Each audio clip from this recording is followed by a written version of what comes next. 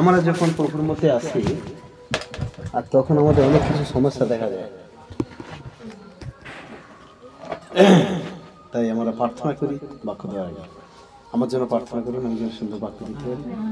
পবিত্র মঙ্গলময় পিতা, তোমাকে ধন্যবাদ দিই, তোমার গৌরব করি প্রভু। এই সুন্দর সময় আমাকে তুমি মনোনীত করেছো তোমার বাক্য দেওয়ার জন্য। তোমার কন্যারা আছে, তোমার পুত্র আছে প্রভু, তাই সেই বাক্য হৃদয়ে স্পর্শ করো এবং সে বাক্য মনে রাখতে সাহায্য করো এবং আমাকে পবিত্রতা পরিপূর্ণ করো। আমি সুন্দরভাবে তোমার বাক্য দিতে পারতে সাহায্য করো।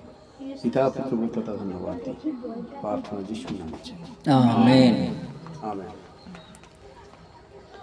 যখন আমরা প্রভুর মধ্যে আসি আর তখন দেখবে আপনারা যেখান থেকে এসেছেন, যেখান থেকে এসেছেন, আপনি দেখবেন যে বাড়িতে যাবেন না, কোথায় গিয়েছিলে, তখন আপনি বলছেন আমি যিশুর প্রার্থনায় গেছিলাম বা ভবনে গেছিলাম, একটা বললেন তো ঠিক ঠিক মুখটা ঘুরিয়ে দেবেন।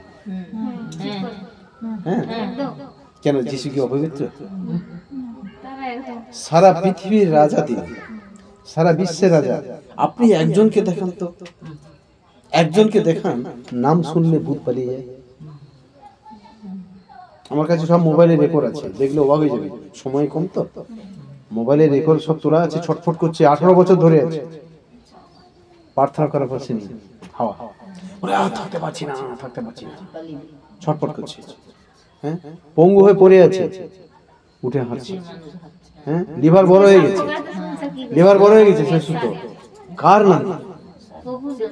তাহলে যিশু কি? যিশুর নাম শুনে অন্ধকারের শক্তি পালিয়ে যাচ্ছে, সে রাখতে পারছে না। তাহলে তার পাওয়ারটা কত?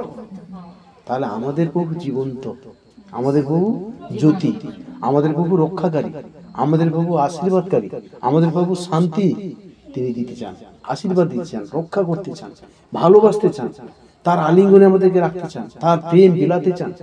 তিনি এসেছিলেন কোথা থেকে? উপর থেকে।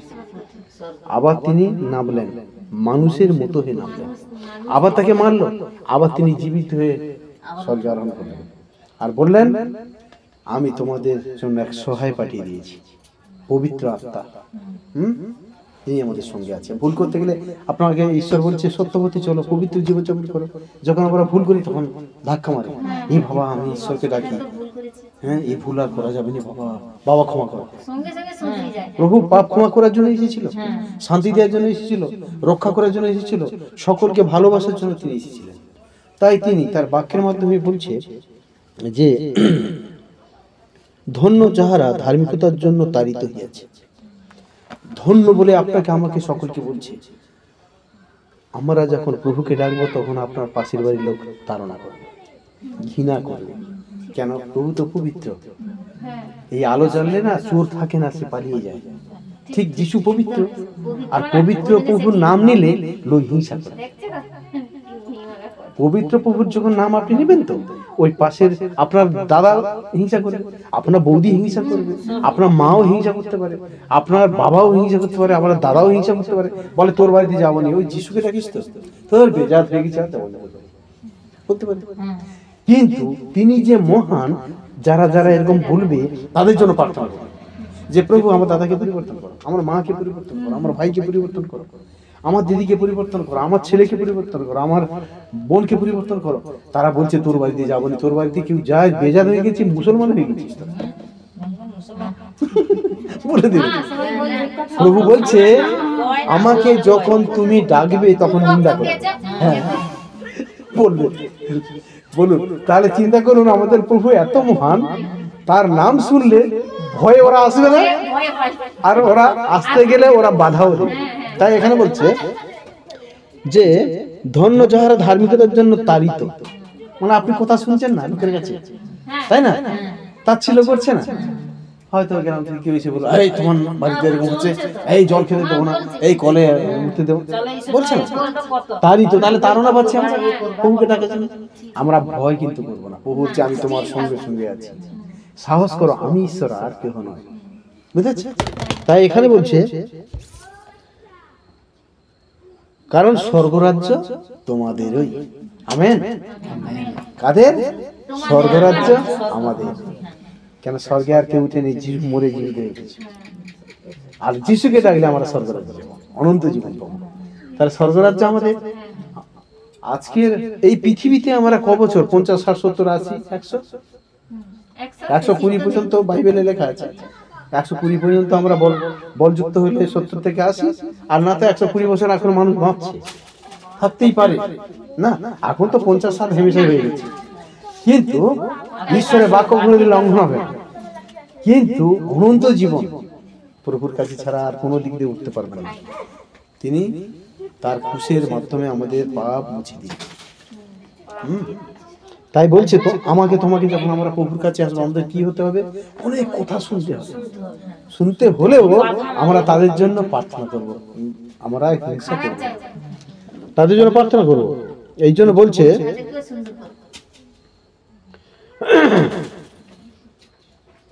ধন্য তোমরা যখন লোকে আমার জন্য তোমাদিকে নিন্দা করে, আমার জন্য তোমাদিকে নিন্দা করে, তাড়না করে, মিথ্যা করে তোমাদের বিরুদ্ধে সর্বপ্রকার মন্দ কথা বলে। মানে ওই বলছে গরুকে মিথ্যা করে বলছে কি? তার চিন্তা করুন, বাইবেলে আগে থেকে লেখা আছে যে আমাকে যখন ডাকবে, নিন্দা করবে আর মিথ্যা করে তোমাদের বিরুদ্ধে কথা বলবে। প্রভু তখন কি বলছেন? প্রভু তখন, হ্যাঁ এবার ঠিক আছে, হ্যাঁ তখন বলছে যে মিথ্যা করে বলবে, আনন্দ করে উল্লাসিত হয়ে, কেননা স্বর্গে তোমাদের পুরস্কার প্রচুর। তোমাদের পূর্বে যে ভাববাদীগণ ছিলেন, তাহাদেরকে তাহারা সেই মতো তাড়না করিত। তোমরা পৃথিবীর লবণ। আমাদের পূর্বে যারা ছিল, কে? প্রভু ছিলেন। প্রভুকে তাড়না করেছিল না, কুষারোপিত করেছিল, কিন্তু প্রভুর পরিকল্পনা ছিল এইভাবে তিনি আসবেন, এইভাবে তিনি আবার মৃত্যুকে জয় করে উঠবেন, তাহলে তিনি ঈশ্বর থেকে এসেছে বলে তার প্রমাণ হবে। তাই তিনি শাস্ত্রের কথাকে তিনি রক্ষা করলেন এবং তিনি আমাদের জন্য তিনি ক্রুশারোপিত হলেন, আবার অনন্ত জীবনের অধিকারী হলেন। ক্রুশ থেকে 3 দিন পর তিনি উঠলেন, মৃত্যু বরণ করে খবর থেকে উঠলেন। তাই এখানে বলছে, তোমরা পৃথিবীর লবণ, কিন্তু লবণের স্বাদ যদি যায়, তবে তা কি প্রকারে লবণের গুণ বিশিষ্ট করা যাইবে, তাহার কোনো কাজে লাগে না, কেবল বাহিরে ফেলিয়া দিবার লোকদের পথতলে দূরিত হইবার যোগ্য হয়। আপনি বাড়ির একজন লবণ। আমি ঢোকার সমস্যা বলছি কি সুন্দর, আমি এখানে দাঁড়িয়ে থাকতে ওদিকে দেখি পরিষ্কার, ওদিকে দেখি না পরিষ্কার, ছিমছাম। আমি এত সুন্দর পরিষ্কার থাকে। সত্যিকার এই পরিষ্কার পরিচ্ছন্নতা, এটা সৌন্দর্য একটা।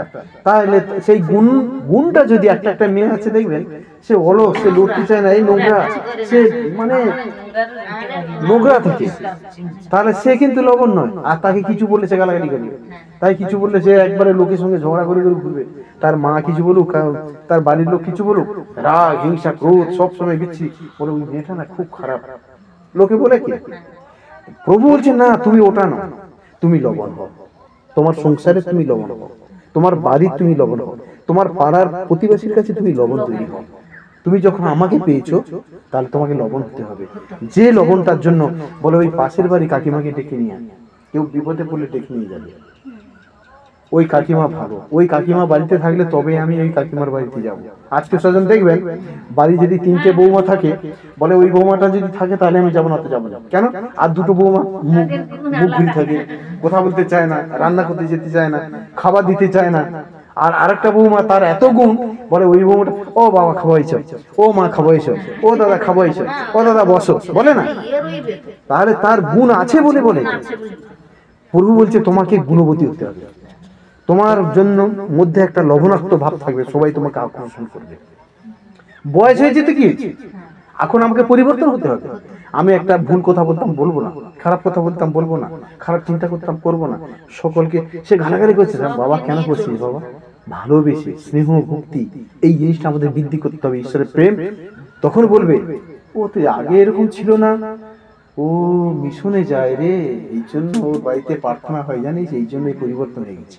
এই কথাটা তারা বলবে, কি প্রভুর গৌরব হচ্ছে আর তোমার আশীর্বাদ গুলো আসছে।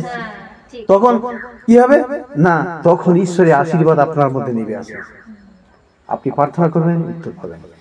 তাই এখানে বলছে যে তাহা আর কোনো কাজে লাগে না, কেবল বাহিরে ফিরিয়ে দিয়ে দিবার ও লোকদের পদতলে দূরিত হইবার যোগ্য হয়। পদতলে দলবে, যখন আমি তার কাছে তাচ্ছিল্য তুচ্ছ হয়ে যাচ্ছি, তখন কি হবে না, পদতলে দলবে না, পদতলে দলবে। আর এই জন্য বলছে প্রদীপ, আমরা প্রদীপ জ্বালি, বলতে হবে তোমরা জগতের দীপ্তি, পর্বতের উপর স্থিত নগর গুপ্ত থাকিতে পারে না, আর লোকে প্রদীপ জ্বালিয়া কাঠার নিচে রাখে না, দীপাধারের উপরই রাখে, তাহাতে তাহা গৃহস্থের সকলকে আলো দেয়। তদ্রূপ তোমাদের দীপ্তি মনুষ্য সাক্ষাতে উজ্জ্বল হোক, যেন তাহারা তোমাদের সৎক্রিয়া দেখে তোমাদের স্বর্গস্থ পিতা গৌরব করে। আমাদের আচার ব্যবহার শৃঙ্খলা দেখে বাইরের লোক গৌরব করে। আমরা কি জগতের দীপ্তি, এই আলোটা যদি নিভিয়ে দিই কি হবে? অন্ধকার হয়ে যাবে। প্রভু জ্যোতি, তিনি দীপ্তি।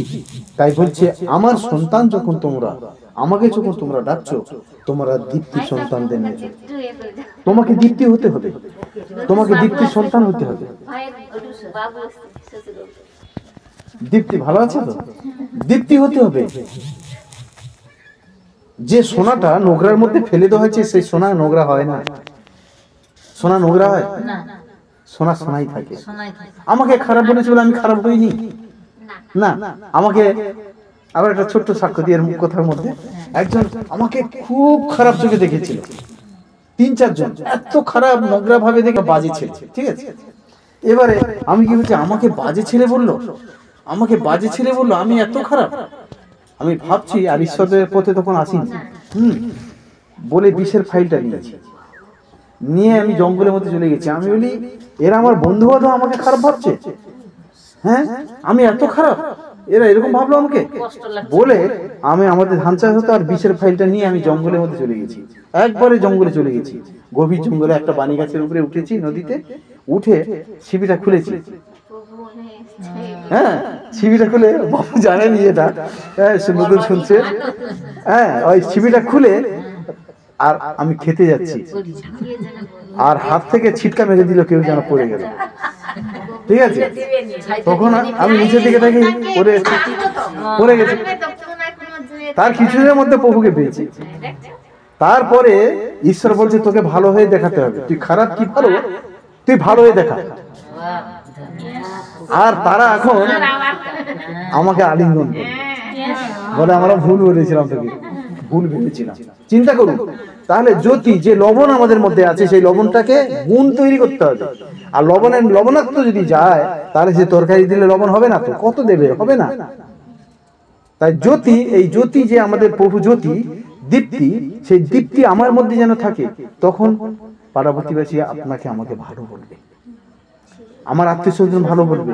ও খারাপ বলুক না, বলুক, কত বলবে বলুক।